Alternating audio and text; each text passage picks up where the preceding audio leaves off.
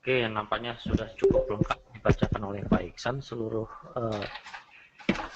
kalender ekonomi yang telah terjadi tadi malam.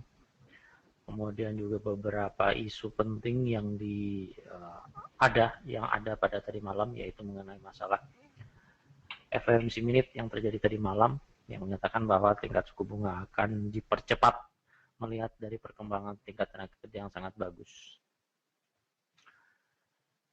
Pertama sekali detail untuk Japanese trade balance terlihat juga melebar ke 963,993 million yen, terlihat di chart terus mengalami pelebaran, ya bisa melihat ya span pelebaran antara ekspor dan impor, manakala impor lebih besar sebesar 7.152,602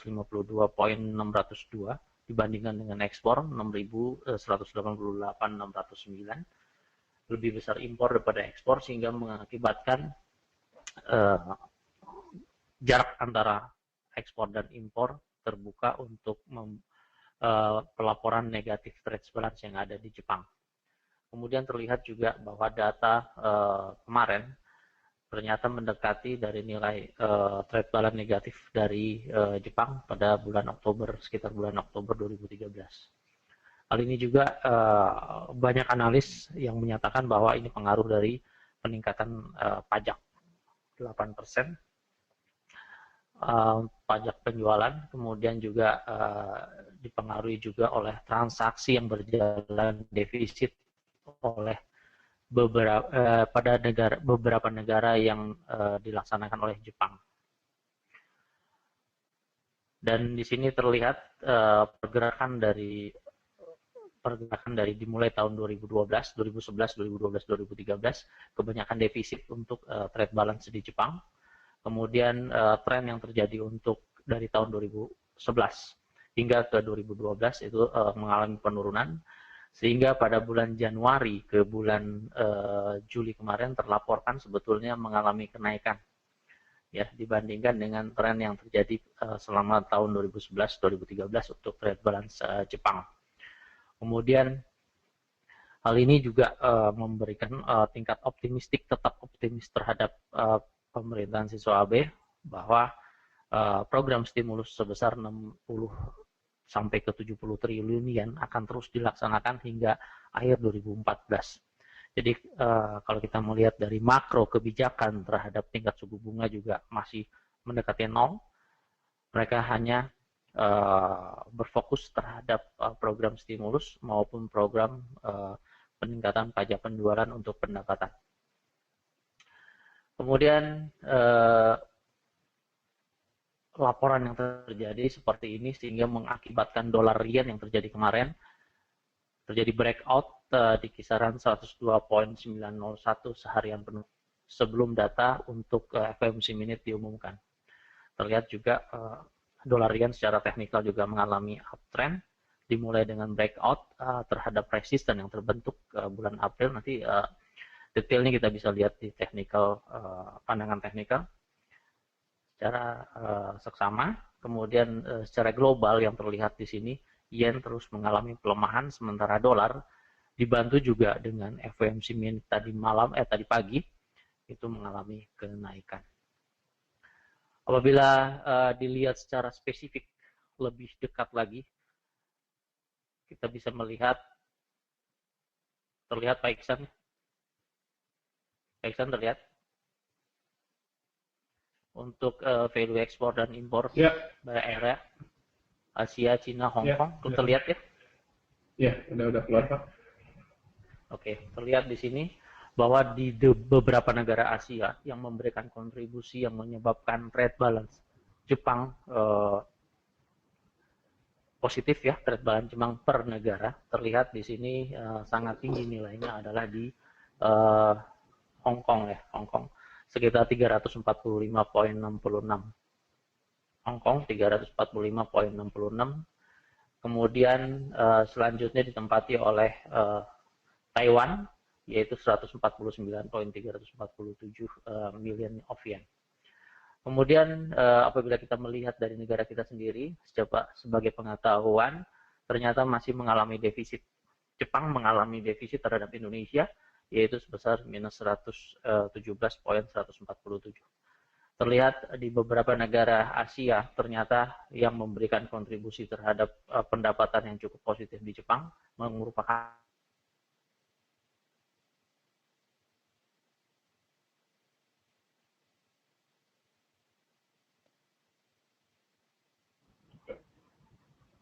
Tadi,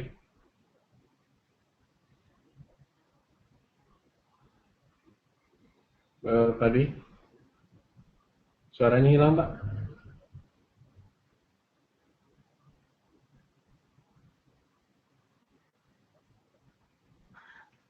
931 miliar yen. Sementara kita melihat dari beberapa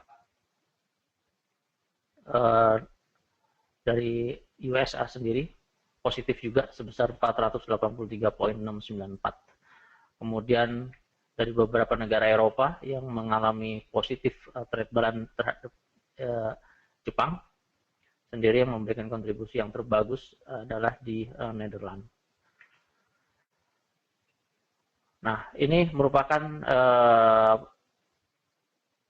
ulasan mengenai seberapa penting beberapa negara terhadap pada bulan Juli kemarin memberikan kontribusi yang menyebabkan Jepang mengalami keuntungan dari beberapa negara negara ya, termasuk di wilayah Asia maupun di Amerika dan Eropa. Oleh inventory yang terlihat sekarang respon, saya sengaja untuk melihat persediaan yang negatif dari beberapa saat yang lalu dimulai tahun 2014 Januari. Terlihat di sini data menyebabkan minus 6,3 miliar barrel pada bulan Januari sendiri, menyebabkan penurunan harga oil kemudian naik kembali ke 6,9 ya, sekitar 6,9 bisa dilihat ya. Sebetulnya di sini di laporan untuk persediaan oil secara mingguan di sini yang terlihat sangat jelas sekali yaitu terhadap pergerakan harga oil pada penurunan sebesar minus 7,5 miliar barrel, sehingga mengakibatkan harga oil sendiri mendekati ke angka 107,15. Namun kemarin beberapa saat dari bulan Juni, akhir bulan Juni hingga bulan Agustus, terjadi penurunan yang cukup signifikan di pergerakan oil disebabkan oleh stok yang melimpah sebetulnya hingga ke 1,4 positif ya, ke 1,4 pada seminggu yang lalu pada hari Rabu, sebelum hari Rabu kemarin itu terjadi pengurangan oil yang cukup signifikan. Namun begitu, pada saat diumumkan secara mingguan weekly, oil ternyata sebesar penurunan kembali ke minus 4,5, mengakibatkan sedikit lonjakan tadi malam. Namun begitu, oil kembali mengalami pelemahan di wilayah area penutupan pada hari Selasa yang kemarin. Laporan yang terjadi di sini bisa disimpulkan bahwa ketegangan kawasan atau masalah mengenai minyak sedikit mereda dikarenakan terhadap Ukraina telah mereda dikarenakan situasi politik yang mereda juga dari pemerintah Rusia terhadap kebijakan terhadap Ukraina, meskipun beberapa analis barat yang menyatakan bahwa Rusia masih belum memberikan keputusan yang berkebalikan, yaitu melepaskan Ukraina secara penuh. Namun begitu, terjadi perlambatan atau penurunan eskalasi ketegangan politik setelah beberapa keputusan embargo baik dari Eropa, Amerika terhadap Rusia maupun balasan dari Rusia sendiri. Kemudian yang menjadi pokok bahasan utama juga mengenai masalah Irak. Beberapa negara dari Irak sendiri diambil kembali oleh beberapa gerilyawan Kurdi, sehingga mengakibatkan eskalasi yang terjadi pada wilayah Irak tersebut sedikit mereda. Namun begitu masih merupakan ancaman untuk peningkatan oil kembali. Kemudian terbukti juga inventory yang terjadi yang minus sebesar minus 0,45 tidak serta-merta membuat oil mengalami kenaikan yang cukup signifikan mendekati harga tertinggi mingguan. Saya rasa demikian Pak Iksan, beberapa ulasan terhadap fundamental. Mungkin ada pertanyaan? Atau saya langsung ke teknikal? Oke, dilangsungkan aja Pak. Terlihat untuk oil, ini oil ya. Oil sendiri secara teknikal masih terus melanjutkan hingga penurunan ke angka 91.90 dolar per barrel. Kemudian juga kemarin meskipun terjadi kenaikan di angka tertinggi di 93.65, masih terus mengalami penurunan. Sebetulnya secara teknikal masih mengalami penurunan sesuai angka Fibonacci berdasarkan swing yang terakhir terlihat secara dominan. Di sini saya masih yakin untuk pergerakan oil di 91.93. Karena breakout yang telah terjadi di 96.49 itu sangat jauh, sehingga untuk analisa jangka pendek dan menengah kecenderungan oil terlihat masih cukup terjadi penurunan di harga. Kemudian di emas, kita melihat emas kemarin setelah pengumuman dari respon FOMC minute yang menyatakan stimulus akan berakhir, ditandai dengan beberapa fundamental ekonomi yang cukup bagus, termasuk tenaga kerja. Bahkan inflasi, meskipun inflasi 2 hari yang lalu diumumkan sedikit turun kembali ke angka 2% dari 2,1%, namun membuat emas tetap mengalami penurunan, bahkan secara teknikal mengalami breakout di kisaran 1291.55. Kemarin ya terjadi breakoutnya, kemudian pergerakan hari ini masih berada di bawah support yang terbentuk, ya support yang terbentuk, sehingga memasuki band baru mendekati support selanjutnya berada di kisaran 1273.13. Kesimpulan yang didapat dari pergerakan harga emas untuk hari ini kecenderungan bearish, kemudian juga secara 4 jam juga terlihat cukup bearish. Kemudian paduan terhadap garis Fibonacci untuk menjadi target sendiri terlihat sendiri di sini terjadi cross di sini yang cukup bagus di 1275.38 pergerakan untuk emas dalam keadaan turun, sementara kita harus mewaspadai kenaikan hingga ke 1302.88. Kemudian di Forex Major, pergerakan indeks kemarin terlihat cukup bagus, sehingga ke angka 82 dolar ya pergerakan. Kemudian tren yang terjadi juga masih dalam keadaan tren up untuk dolar indeks. Kemudian yang terjadi sebaliknya di pound sterling terjadi penurunan yang cukup signifikan ya, cukup signifikan dimulai dari beberapa saat yang lalu bulan Juli. Chart yang diambil adalah daily sendiri, kecenderungan masih akan terus mengalami penurunan sesuai dengan perkiraan kita kemarin. Kemudian kita lihat dengan Fibonacci swing terakhir sendiri, target untuk penurunan jangka panjang di 1.65082 untuk pound sterling. Saya kira sama juga dengan euro dolar, penguatan dolar kemarin sangat signifikan membawa pengaruh terhadap forex major yang terjadi, termasuk di euro.